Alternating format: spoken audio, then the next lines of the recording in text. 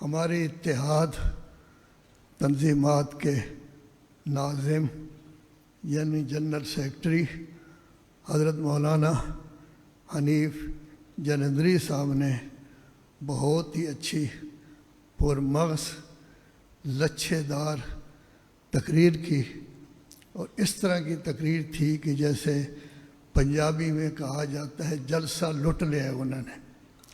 تو ظاہر ہے کہ وہ جلندری صاحب تھے، لیکن میں چونکہ حافظ قرآن ہونے کے علاوہ نجف اشرف کا پڑھا ہوا ہوں، نجف اشرف جہاں حضرت علی ابن ابی طالب کا مزار ہے، جن کے بارے میں رسول اعظم صلی اللہ علیہ وآلہ وسلم نے فرمایا تھا آنا مدینۃ العلم وعلی بابھا، کہ میں علم کا شہر ہوں اور علی اس کا دروازہ ہے۔ لذا میں چند چیزیں، اگرچہ اب ٹائم نہیں رہا، صدیقی صاحب نے بڑی مہربانی کی ہے، قاعدتاً تو 3-4 منٹ تک زوال ہو رہا ہے، تو بہرحال ٹائم نہیں رہا، اس لیے میں جو کچھ ذکر کروں گا وہ صرف اور صرف قرآن مجید سے ذکر کروں گا۔ آپ کی مرضی کہ میری اس تقریر کو کلیدی تقریر کا حاشیہ بنا دے یا قرآن کی اہمیت کو اپنی طرح سمجھے اور اس کو بھی باقاعدہ تقریر قرار دے۔ اس میں کوئی شک نہیں کہ انبیاء اولیاء انسانوں کو انسان بنانے کے لیے آئے، لیکن کائنات کے سب سے بڑے معلم، سب سے بڑے استاد خاتم الانبیاء حضرت محمد مصطفیٰ صلی اللہ علیہ وآلہ وسلم تھے۔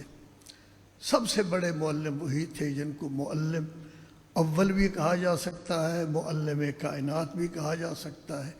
40 سال انہوں نے اس طرح کے گزارے کہ اسی سے معلوم ہو رہا تھا کہ اسلام کی جب نبوت کی بعثت ہوگی تو اس وقت دین کس قسم کا ہوگا۔ سب سے پہلا کام انہوں نے 40 سال میں کیا، اپنی سچائی کا کلمہ پڑھوایا، اور سچائی کا کلمہ اتنی بڑی چیز ہے کہ قرآن مجید سورہ توبہ کو کہنا پڑا یا ایھا الذین آمنوا اتقوا اللہ وکونوا مع الصادقین، سچوں کے ساتھ ہو جاؤ، یعنی ہمیشہ سچ کا ساتھ دو، سچوں کے ساتھ ہمیشہ ہو جاؤ۔ اور اللہ تبارک و تعالی نے تیسرے پارہ سورہ آل عمران نے فرمایا ہے لعنت اللہ علی الکاذبین۔ دوسرا کام حضور نے 35 سال کے عرصہ میں کیا، امانت داری۔ اللہ فرماتا ہے سورہ نساء میں ان اللہ یأمرکم ان تؤدوا الامانات الی اہلہا، اللہ تمہیں حکم دے رہا ہے کہ امانتیں ان کے اہل تک ہر صورت میں امانت والوں تک پہنچاؤ۔ تیسرا کام انہوں نے عہد کی پاسداری کی۔ قرآن مجید 15ویں پارہ میں ہے اوفوا بالعہد ان العہد کان مسئولا، ہمیشہ معاہدوں کی، عہد کی پاسداری کیا کرو۔ چوتھا کام کہ جس میں ہمارا ملک گرفتار ہے وہ ہے قتل و غارت۔ 40 سال کے عرصہ میں انہوں نے قتل و غارت کو روکنے کی کوشش کی، حلف الفضول کرایا تاکہ قتل نہ بلکہ حجر اسود کو خود نصب کیا تاکہ قتل و غارت کا سلسلہ نہ ہو۔ قرآن مجید کہتا ہے من قتل نفسا بغیر نفس او فساد فی الارض فکأنما قتل الناس جمیعا ومن احیاها فکأنما احیا الناس جمیعا، کہ جس نے ایک کو قتل کیا اس نے گویا پوری انسانیت کو قتل کر دیا، جس نے ایک کو زندہ رکھا اس نے پوری انسانیت کو زندہ رکھا۔ اور 5واں کام انہوں نے جو کام کیا تھا وہ یہ ہے کہ گھر کا تحفظ، خانہ کا تقدس، گھر کی خیال کرنا کہ کوئی آدمی داخل نہ ہو۔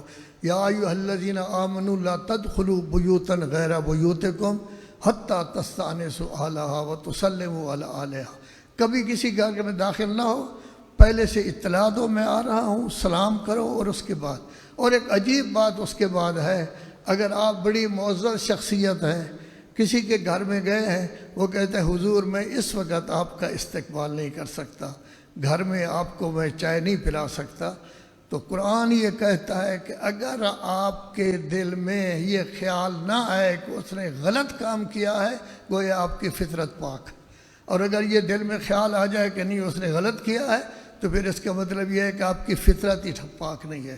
تو گھر کا تقدس تھا وَأْتُوا الْبُيُوتَ مِنْ أَبْوَابِهَا، انہوں نے حلف الفضول کر کے گھر کے تقدس کو، تو گویا صداقت، امانت، عہد کی پاسداری، قتل و غارت سے بچاؤ یعنی انسانی جان کا بچاؤ، اور گھروں کا تقدس، یہ بنیادی چیزیں تھیں جو معلم کائنات کی تربیت دین کی بعثت سے پہلے ہوئی، پھر اس کے بعد ان کی نبوت کی بعثت ہوئی، اور قرآن مجید نے ان سب کی تصدیق بھی کی ان کو۔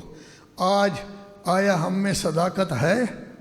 آج امانت داری موجود ہے؟ جتنے لوگ دفتروں میں کام کرتے ہیں کیا وہاں سے چیزیں اٹھا کے نہیں لے آتے؟ کیا عہد کی پاسداری ہے؟ یہ چیزیں آج نابید ہو رہی ہیں، قتل و غارت بھی ہر روز ہو رہی ہے، گھروں کا تقدس بھی پامال ہو رہا ہے۔ تو معلم کو پہلے یہ سمجھایا گیا، اس کے بعد ان کو معلم بنایا گیا۔ اب جب معلم بنے، جن کو تعلیم دیتے تھے، جو مسلمان بن جاتے تھے، بعد میں ان کا نام صحابہ کرام ہوتا تھا، وَاخْفِضْ جَنَاحَكَ لِمَنِ اتَّبَعَكَ مِنَ الْمُؤْمِنِينَ، ان کی عزت کرو جو آپ پر ایمان لے ہیں، ان کا احترام کرو، ان کا خیال کرو، ان کے ساتھ ہمیشہ اچھا برتاؤ کرو۔ یہ کیوں کہا جا رہا ہے؟ تاکہ جو پڑھ رہے ہیں ان میں بھی اخلاق کریمانہ ہوں، ان کو بھی پتہ ہو کہ استاد ہمارے ساتھ کیا برتاؤ کر رہا ہے، ان کو بھی پتہ ہو کہ ہم نے لوگوں کے ساتھ کیا برتاؤ کرنا ہے۔ اور اللہ کے رسول نے اس پر اتنا عمل کیا کہ جب طبقاتی تفاوت والے لوگ، امیر لوگ چاہتے تھے کہ مسلمان ہوں، تو اس وقت انہوں نے یہ کہا کہ ہم آپ کی خدمت میں آنے کے لیے تیار ہیں، لیکن شرط یہ ہے غریب غربا جو بیٹھے ہوتے ہیں اراذل، ان کو اپنے سے اٹھا دو، ان کے لیے ایک ٹائم معین کرو۔ تو اللہ تبارک و تعالیٰ فرمائے لا تطرد الذین یدعون ربهم بالغداۃ والعشی، ان کو کبھی نہ اٹھانا۔ پوری آیت نہیں پڑھتا، ٹائم نہیں ہے۔ فتطردہم، اگر آپ نے ان کو اپنی محفل سے اٹھایا تو نقصان اٹھانے والوں میں سے ہو جاؤ گے۔ اور رسول اللہ کہتے ہیں وَمَا أَنَا بِطَارِدِ الَّذِينَ آمَنُوا إِنَّهُمْ مُلَاقُو رَبِّهِمْ، ان لوگوں کا تعلق اللہ کے ساتھ ہے، میں اٹھانے کے لیے ان کو تیار نہ ہوں۔ تو گویا کہ شاگرد بھی ایسے تیار کیے، خود عزت کیا کرتے تھے، شفقت کے ساتھ پیش آتے تھے، کبھی کسی کو گدھا نہیں کہا، کبھی کسی کو گالی نہیں دی، کبھی کسی کو تھپڑ نہیں مارا، کبھی کسی سے ناراض نہیں ہوئے، پیار سے، محبت سے، تاکہ اخلاق کریمانہ جو رسول اعظم کا ہے وہ ان میں بھی لامحالہ ہو جائے۔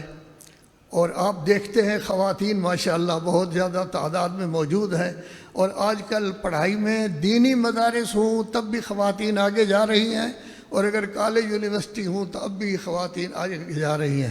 کیوں؟ اس واسطے کہ لڑکوں کے ہاتھ میں آج کل موبائل ہے۔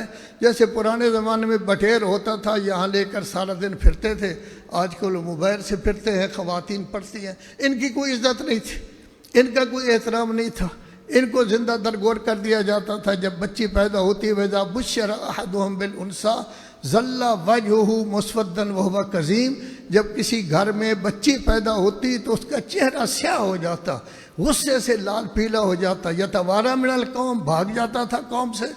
یا کیا کرے؟ او یدسہ فی التراب، یا اس کو مٹی میں دبا دے۔ الا ساء ما یحکمون، کتنا برا فیصلہ ہے اے عربوں جو آپ لوگ کر رہے ہو۔ اس زمانہ میں انہوں نے اپنی بیٹی کی اتنی عزت کی کہ جب فاطمہ زہرا آتی تھی تو رسول اللہ کھڑے ہوتے تھے۔ یہ میں نہیں کہہ رہا، فخر الدین رازی کہہ رہا ہے، بلکہ وہ کہہ رہے ہیں فخر الدین رازی جو 8ویں صدی ہجری میں تھے، 20 جلدوں میں ان کی کتاب ہے تفسیر کی، کہ جب فاطمہ آتی تھی کھڑے ہو جاتے تھے، اپنی بیٹی کا ہاتھ چومتے تھے اور اپنی مسرت پر بٹھاتے تھے، تاکہ لوگوں کو بتایا جائے کہ بچی کی کیا عزت ہوتی ہے۔ وہ زندہ درگور نہ کریں بلکہ بچی کی عزت کے ساتھ باقاعدہ حفاظت کریں، تربیت کریں، بعد میں ان کو جنت بھی ملے گی۔ اور اللہ نے پھر عورت کے قدموں میں جنت رکھ دی۔ اور خواتین کے ساتھ ان کا کتنا خیال تھا ماشاءاللہ۔ مکہ میں تو ان کی ایک ہی زوجہ محترمہ تھی ام المومنین، لیکن جب مدینہ میں تشریف لے آئے 53 سال کی عمر ہو چکی تھی۔ بعد میں ان کی بیگمات، زوجات، مطہرات، ان کی تعداد 11 تک گئی ہے، یعنی کل 13 تک ان کی تعداد تھی۔ لیکن کیا کبھی آپ نے سنا کبھی بیگم کے ساتھ لڑائی ہوئی ہو، کسی کو طلاق دی ہو، کسی کو تھپڑ مارا ہو، کسی کو کچھ کیا ہو۔ آج کل تو سب سے مسئلہ دنیا میں طلاق ہے۔ تو اس کا مطلب یہ ہے کہ جن عورتوں کی عزت رسول اللہ نے کی ہے، اب ان خواتین میں بھی گڑبڑ شروع ہو گئی ہے۔ 1 سال کے بعد طلاق، 5 مہینے کے بعد طلاق، 6 مہینے کے بعد طلاق، سب سے بڑا مسئلہ اس وقت طلاق ہے۔ تو رسول اللہ نے امہات المومنین کی عزت کر کے، ان کو رکھ کر احتیاط کے ساتھ، احترام کے ساتھ، باقاعدہ ایک رات ایک بیگم کے پاس، زوجہ محترمہ کے پاس رہتے تھے، پورے انصاف کے ساتھ رہتے تھے اور بچپن سے انصاف کرتے تھے۔ جب دودھ پینا چاہا حلیمہ سعدیہ کے ہاں تو بکری تو بیچاری تھی، اس کا ایک نتنا بالکل مارا گیا تھا، جو نتنا دایاں مارا گیا تھا اسی سے دودھ پیتے تھے، کبھی بائیں نتنے سے کبھی دودھ نہیں پیا تھا کہ دوسرا بھائی پیے۔ تو اپنے بیگمات کے ساتھ بھی، زوجات کے ساتھ وہ انصاف کیا کرتے تھے اور ہمیشہ ان کا خیال کیا کرتے تھے۔ اور ابھی ام المومنین حضرت عائشہ کا تذکرہ ہوا، جن کی عمر سب سے کم تھی، اور کہا جاتا ہے کہ ان کے ساتھ ان کو محبت بہت زیادہ تھی۔ ایک طرف 53 سال کے رسول اللہ ہیں، دوسری طرف جس وقت آپ کہیں کہ ختم کر دوں گا، یہ کام غلط ہوتا ہے، یہ کام غلط ہوتا ہے۔ آپ لوگوں نے جو پتہ نہیں کیا سلسلہ کر رکھا ہے یہ۔ تو کیا ہے، کیا کیا تھا ان کا، کس قدر احترام کیا کرتے تھے ام المومنین کا۔ کبھی آپ نے سوچا کہ ام المومنین عائشہ کے ساتھ کیا ہوا، ان کی وفات کیا ہوئی؟ اب آخری بات جو میں کہہ رہا ہوں، جس کا تذکرہ کسی نے کیا کہ جیسے ان کی سیرت شاگردوں کے ساتھ تھی، صحابہ کے ساتھ تھی، ان کی سیرت اپنی زوجات کے ساتھ تھی، اسی طرح ان کی سیرت اپنی اہل بیت کے ساتھ بھی تھی۔ اہل بیت کا انہیں زہرا، میں نے ذکر کیا ہے کہ ان کی کتنی عزت کیا کرتے تھے۔ سفر میں جاتے سب سے آخر میں ان کو مل کر جاتے، واپس آتے تو سب سے پہلے یہاں آتے۔ حسن و حسین جن کو جوانان جنت کا سردار کہا گیا، حضرت علی خانہ کعبہ میں پیدا ہوئے، خود لے کر آئے، خود تربیت کی، ان کو پھر حکم دیا کہ میرے بستر پر سو جانا، میں جا رہا ہوں۔ اور جب قباء میں پہنچے، مسجد قباء بنائی، ان کی انتظار کی، وہ آ گئے۔ اور جب صیغہ اخوت قائم ہوا تو ان کو اپنا اخ قرار دیا، اے علی آپ میرے بھائی ہیں، دنیا میں بھی اور آخرت میں بھی۔ اور انہی کے ایک بیٹے امام جعفر صادق علیہ السلام نے 140 ہجری میں مدینہ میں پہلی یونیورسٹی قائم کی تھی، جس یونیورسٹی میں 4000 سے زیادہ آدمی تھے۔ آپ کے سندھ یعنی بمبئی سے لے کر کابل تک کے 3 آدمی تھے، اس طرف ہند کے 2 آدمی تھے، غیر مسلم بھی تھے، کمیونسٹ بھی تھے، اس وقت ان کو دہریہ کہا جاتا تھا، ہندو بھی ہوتے تھے، سکھ بھی ہوتے تھے، مسلمان بھی ہوتے تھے، اس یونیورسٹی میں پڑھتے تھے۔ اور جابر بن حیان کو کیمسٹری، فزکس یہ سب کچھ پڑھایا، جس سے 700 سال مسلمانوں نے ترقی کی۔ جب مسلمان اللہ کو چھوڑ کر ایک طرف ہو گئے، اب ان سے پڑھا انگریزوں نے، انہوں نے ترقی کی ہے۔ اور اللہ نے قرآن مجید ہی کے ذریعے جناب جعفر صادق تعلیم دیتے تھے۔ ابابیل کا ذکر ہے قرآن مجید میں، ابرہہ بن اشرم کے آئے تھے لشکر، اس کو تباہ و برباد کر دیا تھا۔ ان ابابیل کو دیکھ کر انگریزوں نے ڈرون بنا لیے ہیں، اور آپ لوگ بحث کرتے رہتے ہیں ان کا رنگ کیا تھا، وہ کون سا پرندہ تھا، کیا نہیں تھا۔ وَالطَّيْرُ صَافَّاتٍ، یہ پرندے صف بازدے چڑھ رہے ہیں، ان کو دیکھ کر انہوں نے ہوائی جہاز بنا لیے۔ تو 700 سال تک آپ نے بھی کی ہے۔ آخر میں صرف 3 باتیں۔ ایک بات تو یہ ہے کہ زیادہ تر یہ کہا گیا ہے مدارس دینیہ۔ حضرات محترم، یہ مدارس دینیہ 1835 تک ٹھیک ٹھاک چلتے رہے، پھر کچھ 1857 تک چلتے رہے، انگریزوں کی حکومت ہو گئی۔ اس وقت تک کمانڈر ان چیف، فوجی، بادشاہ، صدر، وزیر اعظم، وزیر سارے انہی سے بنتے تھے، ان میں تمام علوم پڑھائے جاتے تھے۔ 1857 سے لے کر 1947 تک انگریز رہا، 90 سال، اور اس کے بعد 76 سال اب پاکستان کو ہو گئے ہیں۔ لیکن ہم چیخ رہے ہیں، کیا نہیں ہو سکتا کہ ان کے نظام تعلیم کو ایک طرف کر کے جو پہلے ہمارا نظام تعلیم چل رہا تھا اسی کو سیٹ کرے، جس میں سب کچھ پیدا ہو رہا تھا، اس میں تمام علوم، جغرافیہ بھی تھا، ریاضی بھی تھا، ہندسہ بھی تھا، حساب بھی تھا، ساری چیزیں اس کے اندر موجود تھی۔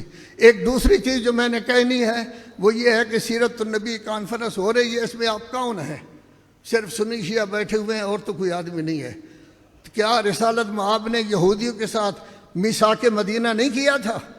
کیا رسالت مآب نے مسیحیوں کے ساتھ وہ مباہلہ نہیں، مباہلہ سے پہلے بات چیت نہیں کی تھی؟ کیوں نہیں ایسا ہوتا کہ آپ کی جب سیرت النبی کانفرنس ہو، ہندوؤں کو بھی بلائیں، مسیحیوں کو بھی بلائیں، سکھوں کو بھی بلائیں، بدھ مت کو بھی بلائیں، دوسرے مذاہب کو بھی بلائیں، اور اللہ کا رسول کہتا ہے یا ایھا الناس، کہہ دو کہ میں سب کا رسول ہوں، وہ تو سب کے رسول ہے، ان کو کیوں نہیں بلاتے تاکہ ان میں کچھ اہمیت پیدا ہو جائے؟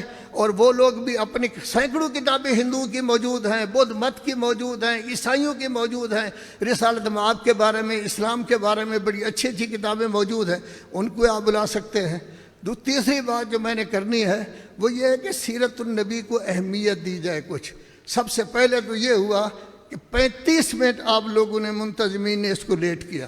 10 بجے سے علماء کرام کی تقریریں ہونے تھی، 50 منٹ دوسرے کاموں میں لگ گیا، پھر تقریروں کی باری آئی، پھر یہ لکھا ہوا آ گیا حضور وقت کم ہے، وقت کم ہے۔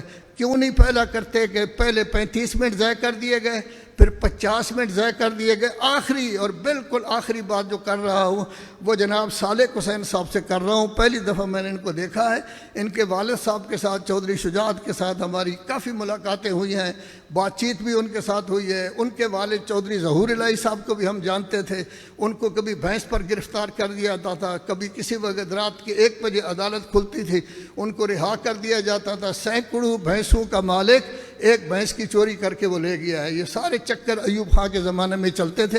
ان سے صرف ایک بات کہتا ہوں کہ آپ کے والد صاحب بزرگ ہیں، ہو سکتا ہے مجھ سے کچھ بڑے ہوں، یہ بھی ہو سکتا ہے کہ مجھ سے ان کی عمر کچھ چھوٹی ہو، ظاہر ہے کہ بہت بزرگ ہو گئے۔ ایک کام وہ کر جائے، اگر ایک کام کر جائیں گے تو ان کا نام قیامت تک زندہ رہے گا۔ وہ کام کیا ہے کہ وطن عزیز پاکستان 76 سال کا ہو گیا ہے، گنگا ہے، اس کی کوئی زبان نہیں، اس کی کوئی سمجھ نہیں، کچھ نہیں ہے، اس کی کوئی کل سیدھی نہیں۔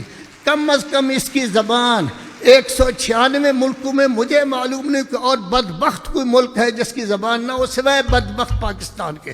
لا حول ولا، پاکستان ہماری جان ہے، پاکستان ہماری عزت ہے، یہ گنگا ہے، گنگا۔ اگر چودھری شجاعت حسین، میں بھی کسی وقت اگر وقت ہوا جو کہ آپ لوگوں کے لیے ملنے کے لیے، چونکہ بڑے لوگ ہیں نا، ٹائم لینا پڑتا ہے، پتہ نہیں کیا کچھ کرنا پڑتا ہے، میں خود بھی ان سے کہوں گا، ان سے کہیں خدا را آپ بزرگ ہو گئے ہیں، وزیر اعظم بھی رہ گئے ہیں، اور کون سا عہدہ وزیر اعظم کے علاوہ تو عہدہ ہے نہیں کوئی، مہربانی کریں آپ یہ کام کریں۔ اس وقت اگر آپ نے یہ کام کر دیا اور گنگے پاکستان کو زبان دے دی تو ہم یہ کہیں گے کل پاکستان کے 3 محسن تھے، ایک قائد اعظم محمد علی جناح جنہوں نے ملک بنا کے دیا، ایک ڈاکٹر عبد القدیر جس نے ملک کو تحفظ دیا، اور ایک شجاعت حسین جس نے اس کے گنگا پن کو ختم کیا۔